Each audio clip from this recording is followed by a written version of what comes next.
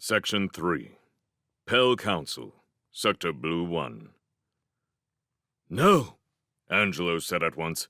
No, don't try to stop them. Pull back! Pull back our forces immediately! Station Command acknowledged and turned to its business. Screens in the council chamber began to reflect new orders. The muffled voices of security men gave reports. Angelo sank back in his chair, at the table in the center of council. Amid the partially filled tears, the soft murmurings of panic among those who had contrived to get back here through the halls. He propped his mouth against his steepled hands and sat studying the incoming reports which cut across the screens in rapid sequence. Views of the docks, where armored troops boiled out. Some of the council had waited too long, could not get out of the sections where they worked, or where they had taken up an emergency post. Damon and Aline came in together, for refuge, out of breath, hesitated at the door. Angelo beckoned his son and daughter-in-law in on personal privilege, and they approached at his urging, and settled at two of the vacant places at the table. Had to leave dock office in a hurry, Damon said quietly. Took the lift up. Hard behind them came John Lucas and his clutch of friends to seat themselves. The friends in the tiers and John at the table. Two of the Jacobys made it, hair disheveled and faces glistening with sweat. It was not council. It was a sanctuary from what was happening outside. On the screens, matters were worsening. The troops headed in towards the heart of the station, security trying to keep up with the situation by remote, switching from one camera to the next in haste, a rapid flickering of images.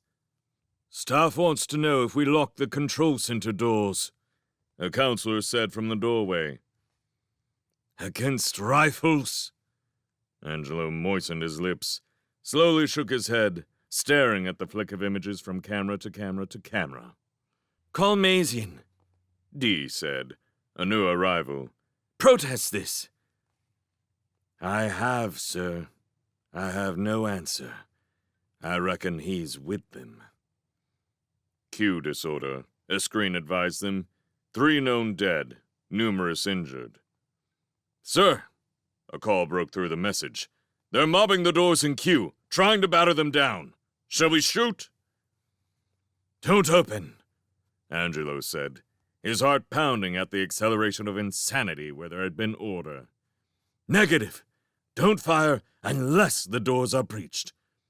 What do you want, to let them loose? No, sir. Then don't. The contact went dead. He wiped his face, feeling ill. I'll get down that way, Damon offered, half out of his chair. You're not going anywhere, Angelo said. I don't want you gathered up in any military sweep. Sir? An urgent voice came at his elbow, a presence which had come down from the tiers. Sir? Cressick. Sir? Cressick said. QCOM is down, Security Command advised. They've got it out again. We can splice something in. They can't have reached the dock speakers. Angelo looked at the man Cressick, a haggard, grayed individual who had gotten more so in the passing months. Hear that? They're afraid, Cressick said, and you're going to leave here and let the fleet leave them for Union. We don't know what the fleet's intention may be, Mr. Cressick, but if a mob tries to breach those doors into our side of the docks, it's going to be beyond our power to do anything but shoot. I suggest you get on the comlink to that section when they get it patched, and if there's a speaker they haven't broken, make that clear to them. We know we're pariahs, whatever happens, Cressick returned, lips trembling. We asked over and over. Speed up the checks, run IDs, purify our records, do it faster. Now it's too late, isn't it? Not necessarily, Mr. Cressick. You're going to see your own people first, get them on the available ships in comfort. You're going to take our ships. Mr. Cressick! Work has been progressing, said John Lucas. Some of you may have clear papers. I wouldn't jeopardize them, sir. There was sudden silence from Kressick, an uncertain look, his face an unwholesome color. His lips trembled, and the tremors spread to his chin, his hands locked upon each other. Amazing, Angelo thought sourly, how easily it comes down to small concerns, and how accurately he does it. Congratulations, John. Easy to deal with the refugees of Q, offer all their leaders clear paper and reason with them.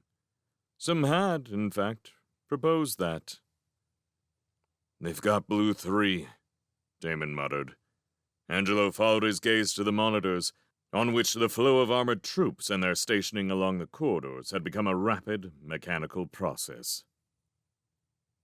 Mazian, said John. Mazian himself.